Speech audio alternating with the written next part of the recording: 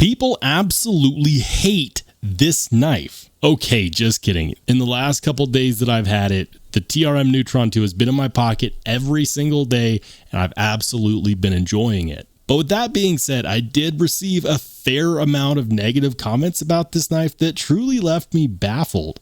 For those who don't understand what I mean about negative comments, I'm not referring to people just being assholes in the comment section, but rather folks who had something negative to say about the product that was being shown. Now, full disclosure, I was not given this knife. I'm not a paid actor. The video was my personal and honest opinion about the TRM Neutron 2, and I stand behind every word that I said. But that won't stop me from making a video personally responding to the negativity that I saw in the comment section of that video.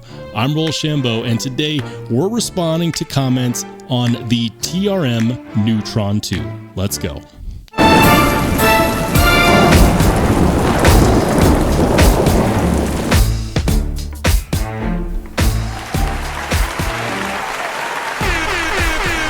This is Sparta! Hey, how's it going, everybody? If you're new here, welcome in. And if you've been here before, please consider caressing the like button. Today, we are responding to the negative comments received on my TRM Neutron 2 video. And I want to be absolutely clear. I welcome all comments, both positive and negative, on all of my content. I'm not looking for anyone to pile in the comment section of the video I'm referencing to defend my opinion at all. I truly appreciate each and every person who takes the time out of their day to not only leave a message, but also watch enough of the video to form an opinion about the knife to even have a comment in the first place. It means a lot because we are currently just shy of 8,000 subscribers, and every piece of engagement, every like, every comment, every subscriber gets us ever closer to that very elusive 10,000 subscribers that we're aiming for here in 2024. So I just wanted to start off by saying thank you to everybody. And if you're not subscribed yet and you watch and enjoy this video, do consider subscribing. It helps me out in a big way. When it comes to the negative comments that I received on this knife, the TRM Neutron 2, I noticed that there was a trend, and it allowed me to put the negative comments into two categories. The first category is what I'm going to be calling the random dislike comments. And the first comment that we're responding to comes from the viewer Brandon Reed TF1UN. Brandon says, "The term grail with a pocket knife needs to come to an end. So cringy." Brandon, first of all, thank you for watching the video. Unless, of course, you just dropped by to complain about the word grail being used in both the title and the thumbnail of the video. But let's assume that you actually did watch the episode. I totally understand that if you regularly watch knife content, you might come across regularly used terms that get used and reused so many times that some of them start to become annoying, especially if you believe that they're being used incorrectly or that they've been fabricated to create hype. I'm going to consider your request to cancel the word grail from the knife community. However, while we are considering that request, I do want you to know that I too am somewhat of a logophile. I'm infatuated with words and also a little bit OCD on using them correctly. Now, chances are when you hear the word grail being used in association with knives, you might be thinking that that knife is being likened to the fabled religious Holy Grail.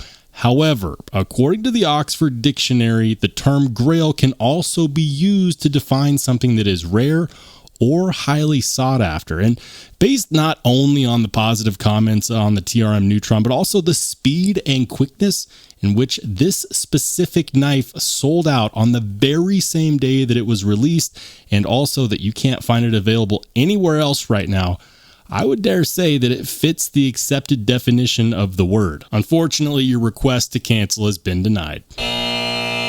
The next comment in the random dislike category, or really I should say the next two comments, because apparently one negative comment wasn't enough to express this individual's deep dislike, comes from a longtime viewer, Enrique Scott. Enrique says, "It doesn't have recessed screws. You have mushrooms grow there. at $450 in tall letters. Wow, shocked emoji. Now, I did respond to his comment initially, but I think he missed it because he followed it up with another comment reiterating, notice he didn't mention mushrooms growing, shocked emoji. Well, as long he's happy, what's expression? Love blind. Enrique, thank you for the multiple comments. I appreciate the extra engagement, but I am curious about your infatuation with mushrooms. This is a knife channel, good sir, and I can assure you that neither steel nor contoured titanium provides an ample environment for growing fungi. All jokes aside, Enrique is referring to the button head screws used to secure the deep carry pocket clip, but also his deep dismay that based on the knife's price, it should have recessed screws. Now, there are two very good reasons why recessed screws on this knife are in fact what I would consider to be irrelevant. The first is that the handle scales are contoured, which means that in order to get the clip to sit flush on the scales, they have to create a platform on the scales themselves. If you were to take this clip off, you would actually see a little raised platform underneath. So recessing the screws would be quite difficult with that platform there. A lot of knife companies will actually achieve that by recessing the whole clip itself into the scales. That really wouldn't be cost effective or easily doable without a lot of extra milling. But I get it. You're concerned about the mushrooms growing in the shade. Now, that does bring me to the second reason why I believe that this complaint is irrelevant. I want you to look at all of that headroom in that pocket clip design. You run absolutely no risk of having the screws snag on jeans or pant fabric because there is so much extra space between the scales and the clip that you could probably park a Boeing 757 in there and still have enough room to spare. But I digress. In fact, I must raise my hand because this opinion that all pocket clip screws must be flathead or recessed is a product of the general complaint that I myself and other knife reviewers have had on many folding knives. But the difference is that most of those folding knives don't give you a clip with this much headroom to work with. Thanks for dropping by, Enrique. The next comment is also about TRM's choice of clip for the Neutron 2, and this one comes from D.6475. He says, I just can't get over how bad the pocket clip is, ... It doesn't go with the knife at all, in my opinion, ... Really kills the aesthetics. Mr. Dot, thank you for sharing your opinion on the clip. I myself do not think that this pocket clip is going to win any beauty competitions. I even mentioned that the clip is a design opportunity in my video because we have evidence with these lizard skin contoured titanium scales that TRM is capable of some truly incredible contoured millwork with titanium.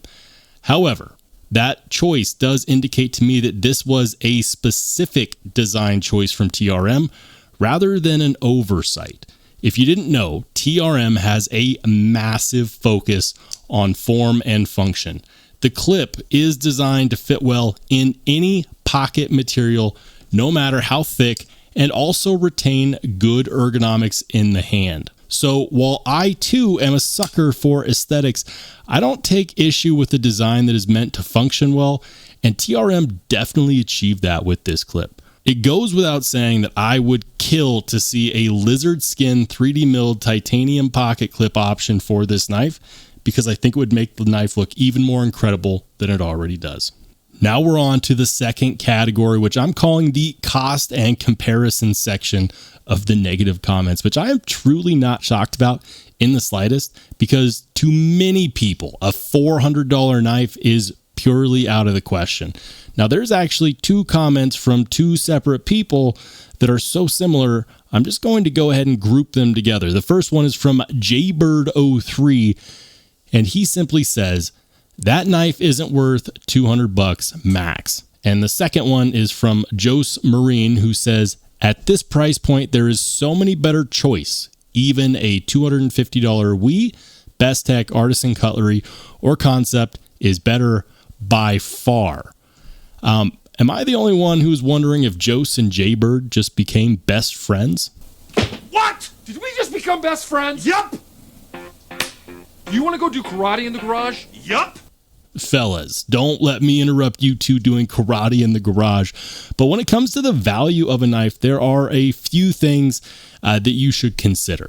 One is that whenever you compare the cost of Chinese-made knives, like the ones that you mentioned in your comment, to knives made here, right here in the US of A, there is going to be a huge discrepancy in the cost and manufacturing. And the reason why is that China is a communist country who employs its people so that they can live, not so that the companies can turn a profit.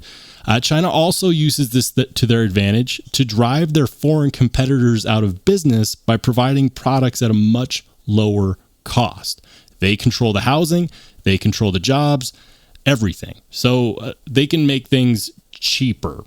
For true collectors, American-made knives are highly sought after despite the disparity in price to the Chinese competition. And if you ever decide you want to start collecting American-made knives with high-end material and titanium and 20 CV, you will definitely have to accept that higher price tag. Also, a common rule of thumb in product pricing in general is that a product is worth whatever someone is willing to pay. This knife sold out the same day it was released. So while you are welcome to your opinions, the market is definitely willing to bear the cost of this knife. And if you don't believe me, go ahead, search for an American-made knife with contoured milled titanium handle scales and a 20 CV blade that is going for the $200 price tag that you're so fond of. I won't wait, but you are welcome to look for one all the same. We've got another pricing complaint, and this one is brought to you by Gary Wines. Gary Weens? Sorry, Gary. Anyways, Gary says, noose-looking knife, but I quad never pay $400 for a liner lock. Oh, Gary. Look, can I call you Gary? I get it. This is actually an opinion that I used to have when I was new to knife collecting. It's very easy to fall into the trap of believing that frame locks are, wait for it, more premium than liner locks. This is a very common misconception when we talk about frame lock knives versus liner locks. There are many high-end, custom, mid-tech, and production liner lock knives that people will spend hundreds and hundreds of dollars, and in some cases even thousands of dollars on. Here's what you need to know. Frame locks can fail. Frame locks can have lock rock. They can also have lock stick issues. Frame locks can also wear out faster than a liner lock. While a frame lock is capable of withstanding a much higher weight in a load-bearing test, this is not an indicator of how premium or not a knife really is. It's just purely a design preference. I highly recommend not passing up on well-made liner lock knives based on this fallacy. Well, we are down to our last negative comment. Round of applause to everyone who has watched all the way to this point. If you have indeed made it this far, please leave a comment down below that includes the word balderdash, and consider subscribing if you haven't done so yet. The last comment is truly a zinger, and I'm having a hard time wrapping my head around the logic here. Ryan Lowry, 9081, says, no offense, but actually, hold on. Let me start that over in character. I got to get in character for this one. No offense, but nothing special about that blade. The handle looks no better than some $200 Benchmade, and the blade looks slicey, sure, but no special anything going on here. I wouldn't spend more than $200 on this knife regardless of the materials. I'd much rather go get a Shiro, Spartan, CKF, Medford, CRK, Holt, Demco Custom, etc., etc., etc. Ryan, you should know that with literally thousands of companies that make knives, etc., etc., etc. means absolutely nothing. And also, I think it's funny that every time someone is trying to make a point they know won't be received well, they start by saying, no offense. Regardless, you have my attention, sir, but where to start? I guess I'll start with the price complaint.